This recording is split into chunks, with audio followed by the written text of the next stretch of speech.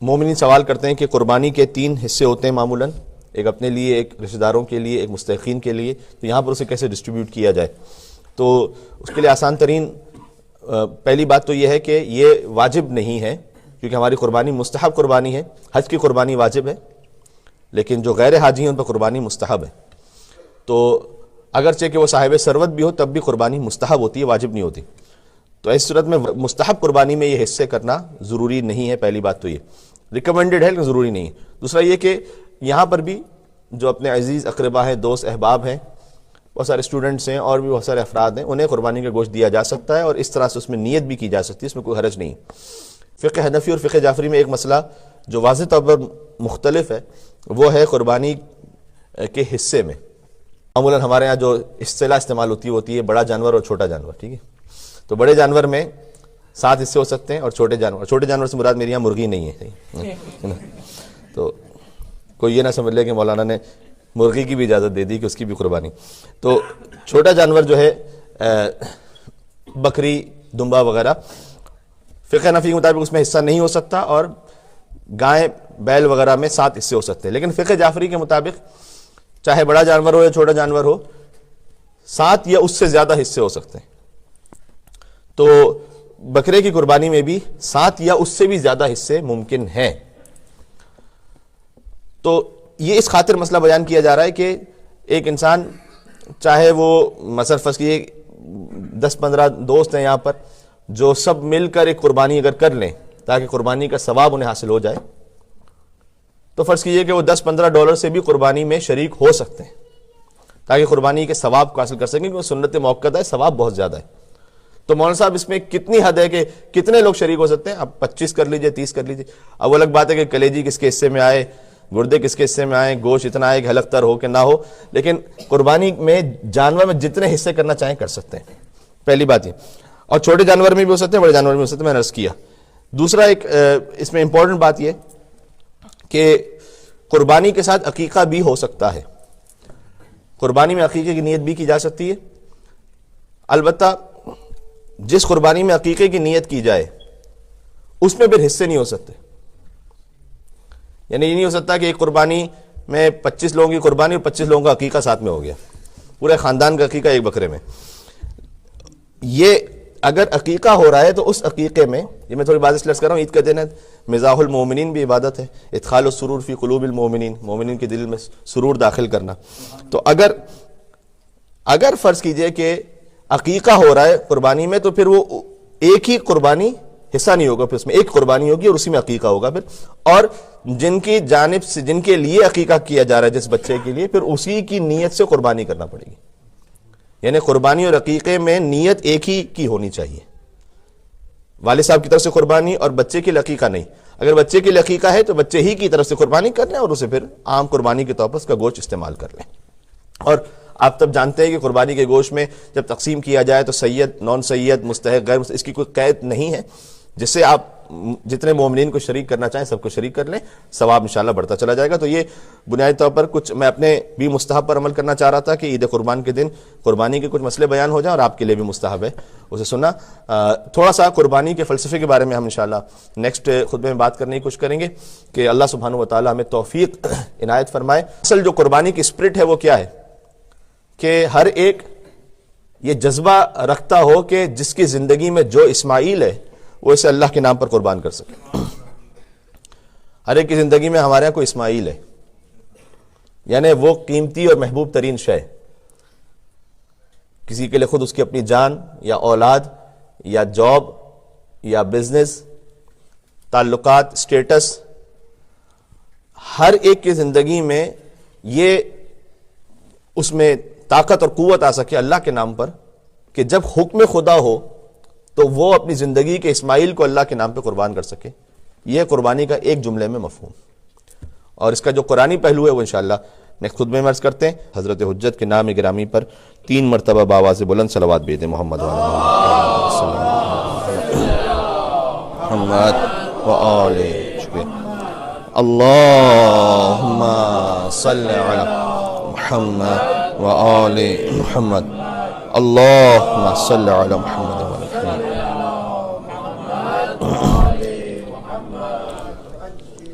قربانی کی جو بنیادی طور پر یاد ہے وہ سنت ابراہیمی پر ہے. حج خود سنت ابراہیمی پر موقوف ہے اور ابراہیم علیہ السلام بت شکن تھے. ایک بات یہاں ضرور کہنا چاہوں گا کہ جو خطبہ حج تھا ہمیں تو بہت پہلے سے پتہ ہے کہ قبلہ اول بھی ظالمین کی قید میں ہے اور قبلہ دوم بھی ہے، اور اس میں جو خطبہ حج دیا گیا وہ کسی طور پر بھی مسلم امہ کی نمائندگی کرتا ہی نہیں تھا. نہ اس میں کشمیر پر ہونے والے مظالم کا ذکر تھا، نہ فلسطین پر ہونے والے مظالم کا ذکر تھا. اور حدیث کے مطابق جب کسی عالم کو بادشاہ کے دربار میں دیکھو تو وہ بدترین عالم ہے. تو یہ جو آل سعود اور آل شیخ کے درمیان جو پیکٹ ہے، جو تقریباً اب آہستہ آہستہ تھوڑا سا ٹوٹتا ہوا بھی کہیں کہیں نظر آتا ہے اپنے اپنے ذاتی مفادات کی وجہ سے، لیکن بہرحال جب ایک دنیا دار عالم کو، مولوی کو، عالم اس لیے میں کہہ رہا ہوں کہ علماء سو بھی حدیث میں بیان کیا گیا، تو بہرحال عالم تو ہوتے ہیں لیکن علماء سو ہوتے ہیں. اگر کسی بادشاہ کے دربار میں حاضری لگاتے ہوئے دیکھو تو کہا گیا کہ بدترین وہ عالم ہے. اور اگر یہ بھی حدیث میں آگے جملہ ہے کہ اگر کسی بادشاہ کو، بادشاہ یہاں اسٹیٹس مراد ہے، مطلب یہ نہیں کیونکہ بہت بڑا کوئی آدمی ہو، لیکن اگر اسے کسی عالم با عمل کے پاس دیکھو تو وہ بہترین بادشاہ ہے. یہ بھی ہے. تو اللہ سبحانہ و تعالیٰ انشاءاللہ اہل بیت علیہ السلام پر جو ظلم کرنے والے ہیں آج تک، جو ان کی نسلیں اور ان کا جو سلسلہ جاری ہے، جنت البقیع میں جو ظلم کرنے والے تھے اور شیعیان حیدر کرار پر جو ظلم کرنے والے ہیں، انہیں نیست و نابود فرمائے انشاءاللہ سے. اللہم صلی علی محمد و علی محمد یا علی محمد. ایک بات صرف مختصراً وہ یہ کہ سنت ابراہیمی کی جو یاد ہے قربانی، اس میں سورہ صافات کی آیت نمبر 102 میں اس پورے واقعے کا بیان ہے. فلما بلغ معه السعي قال يا بني اني ارى في المنام اني اذبحك فانظر ماذا ترى قال يا ابت افعل ما تؤمر ستجدني ان شاء الله من الصابرين. ابراہیم علیہ السلام خلاصہ یہ ہے کہ اپنے فرزند اسماعیل سے کہتے ہیں کہ انی ارى في المنام اني اذبحك، میں نے خواب میں دیکھا ہے کہ میں آپ کو ذبح کر رہا ہوں. فانظر ماذا ترى، تو آپ کا کیا خیال ہے؟ یہ بڑا بہترین تربیت کا نقطہ ہے کہ اگر باپ اپنے بیٹے کو کچھ سکھلا رہا ہے تو امپوز نہ کرے، زبردستی نہ کرے، بلکہ اسے اپنے ساتھ لے کر چلنے کی کوشش کرے، اسے سمجھائے کہ یہ کام کیوں ہو رہا ہے، اسے جسٹیفائی کرے. فانظر ماذا ترى، تو ابراہیم علیہ السلام زبردستی نہیں لے کر گئے اسماعیل کو کہ بس میں نے خواب میں دیکھا میں تمہیں ذبح کر دوں گا. پوچھا وٹ ڈو یو تھنک، آپ کا کیا خیال ہے؟ تو اسماعیل علیہ السلام نے کہا کہ قال یا ابت افعل ما تؤمر، کیونکہ اسماعیل خود جانتے تھے کہ یہ نبی خدا ہے میرے بابا، اور نبی کا خواب حجت ہوتا ہے. سوشل میڈیا پر تو ہم نے ایک بات کہی تھی، اس آپ کے سامنے بھی اسے دہرا دوں کہ جو لوگ یہ سمجھتے ہیں کہ وہ نبی جیسے ہیں، وہ عید کے دن اپنے بیٹے پر چھری رکھ کے دیکھیں کہ دمبا آتا ہے یا پولیس آتی ہے. تو اس لیے کہ جو خواب میں بھی ابراہیم جیسا نہ ہو سکے، وہ حقیقت میں محمد مصطفیٰ جیسا کیسے ہو سکتا ہے صلی اللہ علیہ وآلہ وسلم. اللہم صلی علی محمد وعلی محمد وعلی محمد. اور حضرت اسماعیل علیہ السلام نے حکم خدا سے عمل کیا. آگے آیت کہتی فلما اسلما، ڈویل کا صیغہ تثنیہ کا، جب دونوں سر تسلیم خم ہو گئے. وَتَلَّهُ لِلْجَبِينِ، اور حضرت ابراہیم نے اسماعیل کو پیشانی کے بل لٹا دیا. وَنَادَيْنَاهُ أَن يَا إِبْرَاهِيمُ، تو ہم نے ندا دی کہ اے ابراہیم قد صدقت الرؤیا، آپ نے اپنے خواب کو سچ کر دکھایا، جو اللہ کا حکم تھا وہ آپ نے پورا کر دیا. ہم احسان کرنے والوں کو ایسے ہی جزا دیا کرتے ہیں. إِنَّ هَذَا لَهُوَ الْبَلَاءُ الْمُبِينُ، یقیناً اس میں بہت کھلا ہوا امتحان تھا حضرت ابراہیم حضرت اسماعیل علیہ السلام کے لیے. یہ وہ ذکر ہے اس قربانی کا کہ جس کی یاد میں ہم اس عمل کو دہراتے ہیں. اور آگے پھر فرمایا گیا وَفَدَيْنَاهُ بِذِبْحٍ عَظِيمٍ، اور ہم نے فدیہ قرار دیا اسے ایک ذبح عظیم کے لیے، جو امام حسین علیہ السلام ہے. روایات کی روشنی میں کہ پھر امام حسین علیہ السلام کی وہ قربانی ہوئی. اور آخر میں اس کا کچھ ذکر بھی کروں گا مختصراً ذکر مصائب میں. جب اتنی بڑی قربانی پیش کر دی، وقت نہیں ہے کہ تفصیل میں جایا جائے. حضرت ابراہیم کے مال کا امتحان پہلے ہو چکا تھا، اپنی جان کا امتحان بھی دے چکے تھے کہ جب آتش نمرود انہیں پھینکا گیا، اس وقت بھی وہ اپنی ایمان کی اس معراج پر تھے. اور سب سے بڑھ کے پھر یہ ہوتا ہے کبھی انسان اپنے مال کو قربان کرنا آسان ہے، اس کے بعد مشکل ہے کہ اپنی جان کو قربان کر دے، اور سب سے زیادہ مشکل ہے کہ اپنی اولاد کو قربان کر دے. مال اور اپنی جان سے انسان گزر سکتا ہے، لیکن جب اولاد پہ باری آ جائے تو بہت سخت ہوتا ہے. خاص طور پر اولاد جوان ہو. فلما بلغ معه السعي، قرآن کہتا ہے کہ وہ بالکل جوانی کا عالم تھا حضرت اسماعیل علیہ السلام کے، تو بہت سخت تھا وہ. جب ان تمام مراحل سے گزر گئے تو انی جاعلک للناس اماما، اے ابراہیم ہم نے آپ کو انسانوں کا امام بنا دیا. یہ دلیل ہے جملہ اس سوال پر کہ جو ہمارے بعض جوانوں سے کیا جاتا ہے کہ شیعہ حضرات امامت کے درجے کو نبوت کے درجے سے بلند کیوں سمجھتے ہیں، جس پر ایک بڑی کنٹروورسی بھی ہو چکی ہے پاکستانی میڈیا پر، کہ امامت کے درجے کو نبوت کے درجے سے بلند کیوں سمجھا جاتا ہے۔ اچھا، اس وضاحت کے ساتھ کہ جو خاتم النبیین ہیں وہ نبی بھی ہیں، رسول بھی ہیں اور امام بھی ہیں۔ یہ کیونکہ جب حضرت ابراہیم علیہ السلام امام ہیں تو ہمارے نبی تو تمام انبیاء کے امام ہیں اور وہ مولا علی کے بھی امام ہیں۔ اور امامت کا درجہ بلند ہے، نبوت سے زیادہ اہم ہے وہ درجہ۔ اس کے لیے یہ آیت ہے، انی جاعلک للناس اماما، اے ابراہیم ہم نے آپ کو انسانوں کا امام بنا دیا۔ تو ابراہیم علیہ السلام نبی بھی تھے اور رسول تو تھے۔ مثال دیتا ہوں تاکہ بچے سمجھ جائیں۔ ایک شخص ایک جگہ مینیجر ہو، تو جب آپ اسے کوئی عہدے کی خوشخبری سنائیں گے تو یہ نہیں کہیں گے کہ مبارک ہو، آج سے ہم نے آپ کو کلرک بنا دیا۔ یہ مان نہیں رکھتی بات۔ یہ اس سے نیچے عہدے کی اگر آپ بات کریں گے تو وہ کہے گا میں تو اس سے اوپر درجے پر پہلے ہی فائز ہوں۔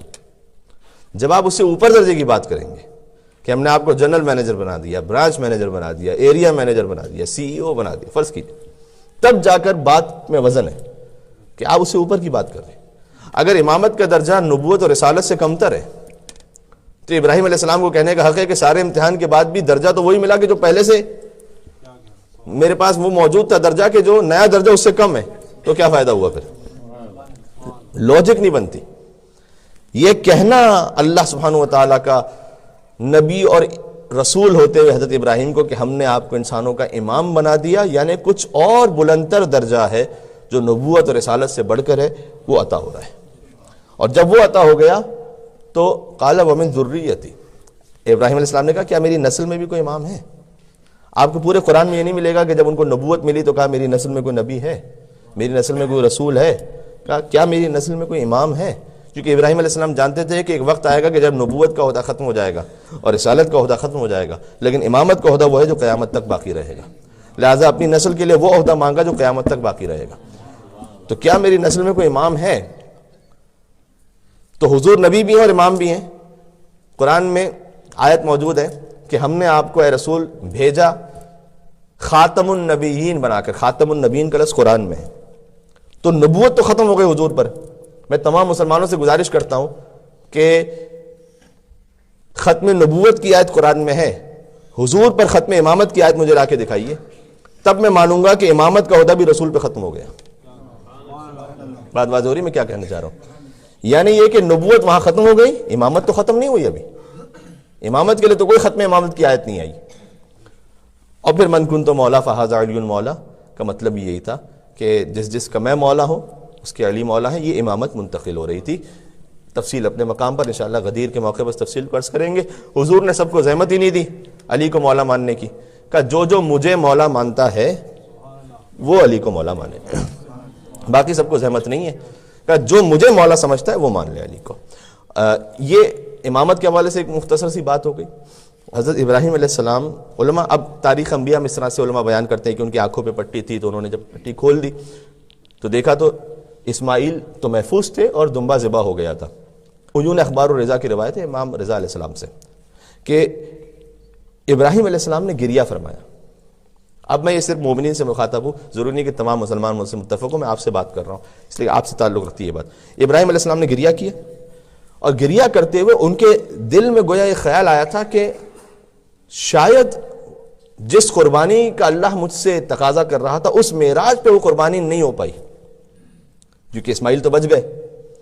تو ایک خیال آیا دل میں کہ پتہ نہیں یہ قربانی ابھی قبول ہوئی یا نہیں ہوئی۔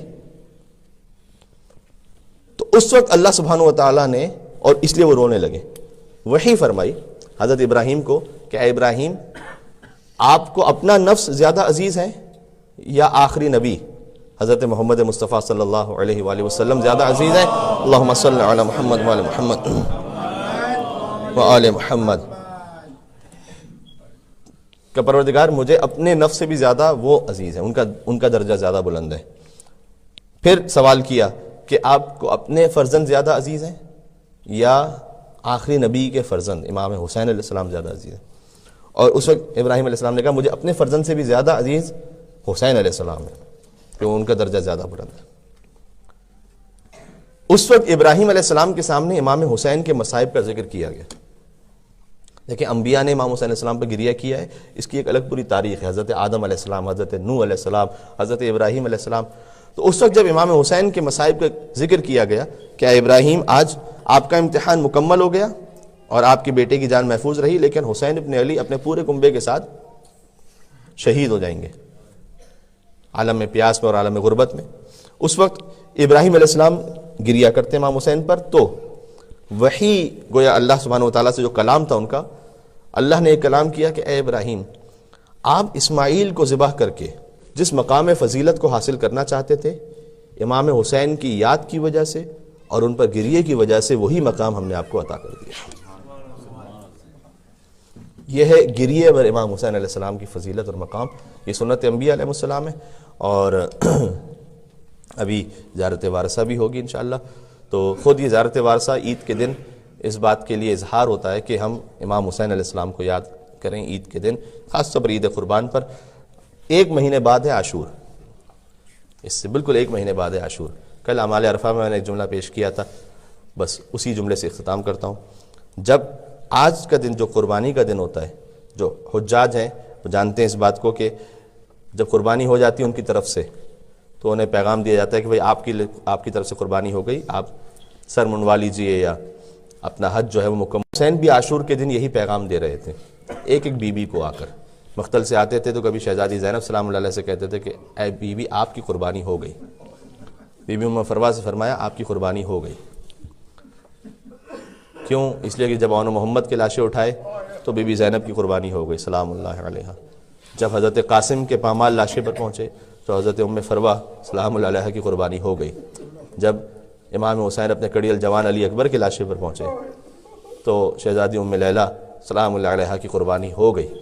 ایک ایک بیوی اپنی جانب سے قربانی پیش کر رہی تھی. اور بس میں یہاں ذکر کرنا چاہوں گا خاص شہزادہ علی اکبر کی قربانی کا 1 یا 2 جملوں میں کہ ابراہیم اور اسماعیل علیہ السلام اس وقت اتنی سخت منزل تھی کہ ابراہیم نے اپنے آنکھوں پہ پٹی باندھ لی تھی اور اسماعیل نے بھی کہا تھا کہ بابا آپ میرے ہاتھوں اور پیروں کو باندھ لیجئے، کہیں ایسا نہ ہو کہ امتحان دیتے وقت آپ کا ہاتھ رک جائے، حکم خدا پر عمل نہ ہو سکے. لیکن کربلا میں جو ابراہیم ہیں ان کے آنکھوں پہ پٹیاں بھی نہیں ہیں اور جو اسماعیل ہیں ان کے ہاتھ پیر بندھے ہوئے بھی نہیں ہیں. ایک بوڑھا باپ جوان کے لاشے کو جب لینے کے لیے پہنچا تو برچی کا پلتا کلیجے میں. اور مقتل میں جملہ ہے فَوَضَعَ خَدَّهُ عَلَى خَدِّ، امام حسین نے اپنا رخسار حضرت علی اکبر کے رخسار پر رکھ دیا. فَوَضَعَ خَدَّهُ عَلَى خَدِّ، امام نے اپنا رخسار اکبر کے رخسار پر رکھ دیا اور فرمایا وَعَلَى الدُّنْيَا بَعْدَكَ الْعَفَا، بیٹا آپ کے بعد دنیا کی زندگی پر خاک ہے نا. لَقَدْ اسْتَرَحْتَ مِنْ هَمِّ الدُّنْيَا، اے بیٹا اکبر آپ تو دنیا کے غموں سے آزاد ہو گئے. وَبَقِيَ أَبُوكَ وَحِيدًا فَرِيدًا غَرِيبًا، اپنے بابا کو بالکل تنہا چھوڑ گئے. یہ بالکل مقتل سے وہ جملے ہیں جو میں عرض کر رہا ہوں. اپنے بابا کو تنہا چھوڑ گئے. اور امام حسین علیہ السلام نے خیام کی طرف آواز دی کہ کچھ بنی ہاشم کے بچے باہر آئے اور وہ حضرت علی اکبر کے لاشے کو لے کر چلے اور امام حسین علیہ السلام یا علی کہتے ہوئے پیچھے چلتے رہے. علامہ نقن صاحب یہاں پر لکھتے ہیں کہ نہیں معلوم اپنے علی اکبر کے لیے یا علی کہہ رہے تھے یا اپنے بابا کو نجف اشرف میں یا علی کہہ کر پکار رہے تھے اور کہہ رہے تھے کہ بابا آپ مشکل کشائے کائنات ہیں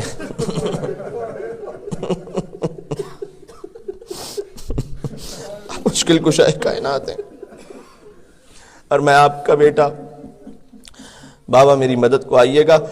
یہ بھی معتبر مقتل میں لکھا ہوا ہے کہ شہزادی زینب سلام اللہ علیہ در خیمہ پر آ گئیں.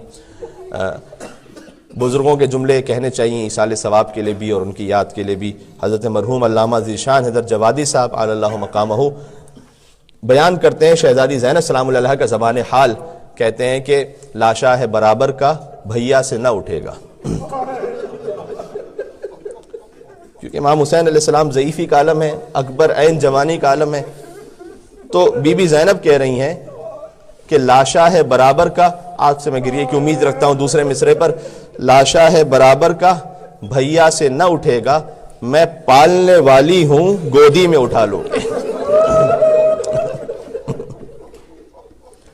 میں پالنے والی ہوں گودی میں اٹھا.